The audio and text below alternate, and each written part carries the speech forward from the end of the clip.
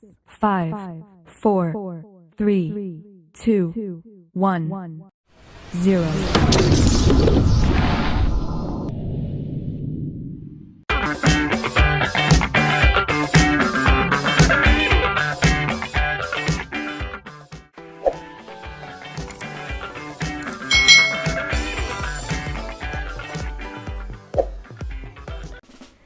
Hai,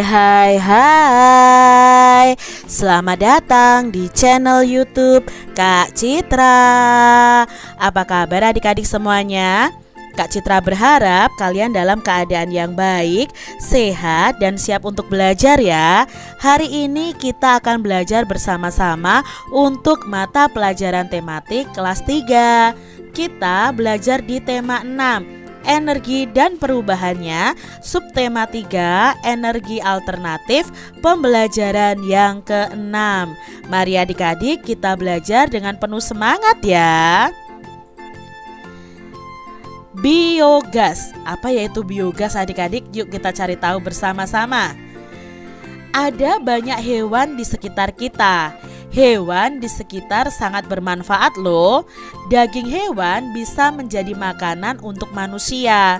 Tenaga hewan dapat digunakan untuk membantu pekerjaan manusia.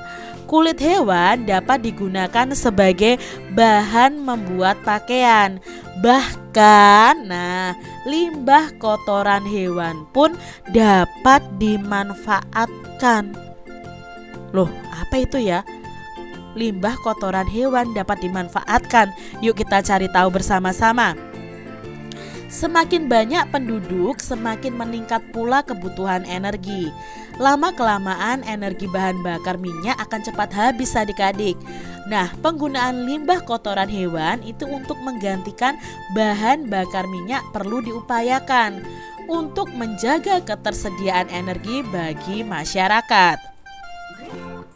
Biogas adalah energi alternatif yang memanfaatkan gas dari limbah kotoran hewan.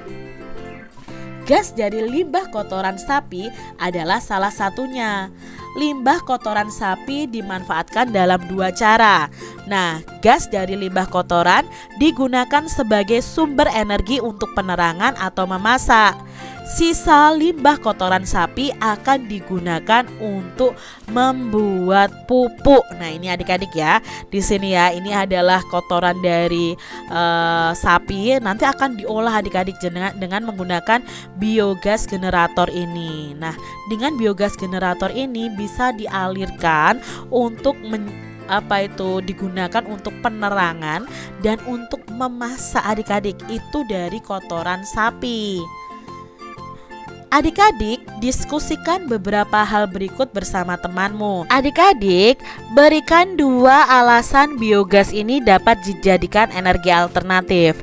Nah, alasan pertama, sumber daya yang tidak terbatas karena biogas ini dihasilkan dari reaksi gas metan yang berasal dari kotoran binatang. Kan pasti setiap harinya binatang itu mengeluarkan kotoran ya adik-adik ya. Nah, kotoran itu termasuk sumber daya yang tidak terbatas yang bisa diubah untuk menjadi energi alternatif. Nah, alasan yang kedua, harganya lebih terjangkau sehingga bisa memenuhi kebutuhan harian masyarakat. Lalu pertanyaan yang kedua, apakah pengembangan biogas ini termasuk kegiatan yang ramah lingkungan? Jelaskan ya adik-adik. Nah, energi biogas ini termasuk ramah lingkungan karena terbuat dari bahan dasar kotoran ternak dan aneka limbah yang diolah sedemikian rupa seperti limbah peternakan, limbah pertanian, limbah perairan, limbah industri, dan sampah organik. Berikan contoh keuntungan menggunakan biogas. Nah, keuntungan menggunakan biogas ini yang pertama adalah ramah lingkungan. Tapi kan bau Kak Citra. Nanti kalau diolah tidak akan menjadi bau adik-adik. Jadi kotoran itu tidak akan menjadi bau ketika sudah diolah. Jadi ini ramah akan lingkungan. Berikutnya, proses penggunaan tidak mengeluarkan asap yang bau. Nah, tadi Kak Citra sudah bilang mengapa itu ramah lingkungan, karena tidak akan mengeluarkan asap yang menyebabkan bau tersebut. Yang ketiga itu bisa mengurangi penggunaan bahan bakar fosil. Yang keempat lebih ekonomis dan efisien. Yang kelima, bahan-bahan pembentuk biogas itu mudah didapat seperti kotoran hewan dan sampah organik. Masih ingat ya apa itu sampah organik? Sampah organik itu sampah yang mudah membusuk. Nah, di sini adik-adik berikan 2 contoh hambatan menggunakan biogas. Nah, dalam penggunaan biogas itu pasti ada hambatannya. Yang pertama adalah untuk membuat biogas ini memerlukan biaya yang tinggi karena peralatan instalasi biogasnya sangat mahal adik-adik.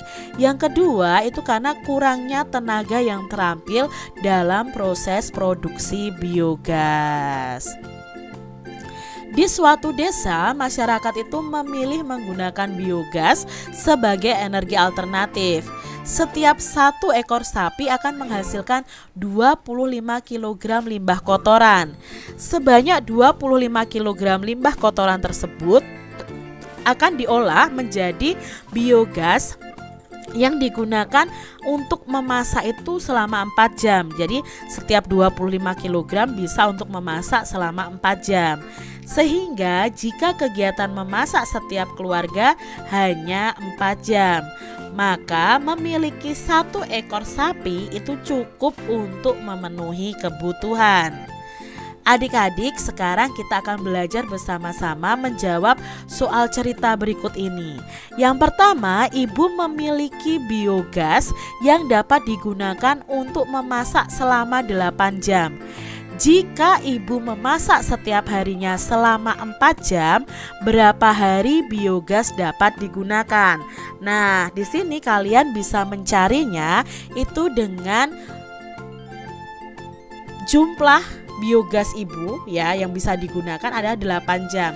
Lalu kita bagi 4. Nah, 8 dibagi 4 itu sama dengan 2. Ingat ya pembagian di kelas 2 adik-adik ya. 8 dibagi 4 sama dengan 2. Jadi biogas ini dapat digunakan selama 2 hari. Pertanyaan yang kedua, seorang pedagang memiliki biogas yang dapat digunakan untuk memasak selama 16 jam. Jika pedagang tersebut memasak setiap harinya selama 4 jam, berapa hari biogas dapat digunakan? Nah, untuk mencari berapa hari biogas dapat digunakan, kita bisa mencarinya dengan jumlah biogas ya yang digunakan untuk memasak itu selama berapa jam dibagi setiap harinya memasak selama berapa jam. Berarti di sini 16 dibagi 4. Berapa 16 dibagi 4?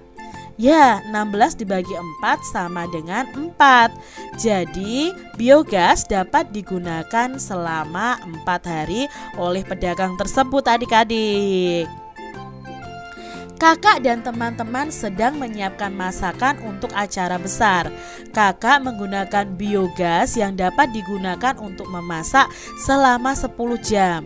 Nah, jika kakak mulai memasak pukul 12:15 menit, maka pukul berapa biogas akan habis? Berarti untuk waktu biogas habisnya itu dicari dengan waktu mulai memasak ditambah lama memasaknya.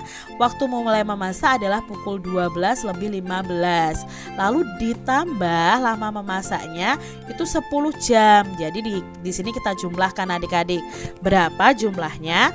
5 ditambah 0, 5, 1 ditambah 0, 1, 2 ditambah 0, 2, 1 ditambah 1, 2. Jadi selesainya atau biogas akan habis pukul 22:15 menit atau pukul 10 malam lebih 15 menit. Adik-adik, perhatikan gambar berikut dan berikan saran dan alasannya. Nah, adik-adik kalian lihat gambar ini. Ada seorang anak yang tidak menjaga kebersihan. Dia membuang sampah sembarangan, bahkan membuang sampahnya di sungai adik-adik. Jangan ditiru ya adik-adik. Apa saran yang akan kamu sampaikan kepada anak tersebut adik-adik? Nah, kalian bisa menyampaikan bahwa sebaiknya jangan membuang sampah di sungai. Berikutnya, mengapa kamu memberikan saran seperti itu? Coba jelaskan adik-adik.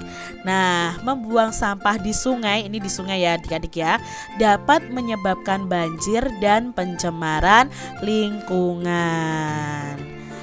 Adik-adik, sekarang coba amati lingkungan sekolah kalian. Sebutkan cara yang dapat kamu lakukan untuk ikut menjaga lingkungan di sekolah kalian. Nah, di sini ada beberapa cara. Yang pertama, membuang sampah pada tempatnya. Yang kedua, mengurangi penggunaan plastik. Yang ketiga, menjaga kebersihan toilet di kamar atau kamar mandi. Lalu melakukan kegiatan Jumat bersih secara rutin. Melakukan piket kelas secara rutin, membersihkan saluran air yang ada di sekolah. Ya, adik-adik, itu tadi cara menjaga kebersihan sekolah. Demikian tadi adik-adik pembahasan kita di tema 6, subtema 3 pembelajaran yang ke-6. Semoga video pembelajaran ini bermanfaat untuk adik-adik semuanya, dan sampai jumpa lagi di video pembelajaran Kak Citra selanjutnya. Tuhan memberkati. Jangan lupa tekan tombol subscribe, lalu tekan loncengnya, tekan juga tombol like, lalu share ke media sosial kalian. Jangan lupa untuk ikuti media sosial Kak Citra. Terima kasih.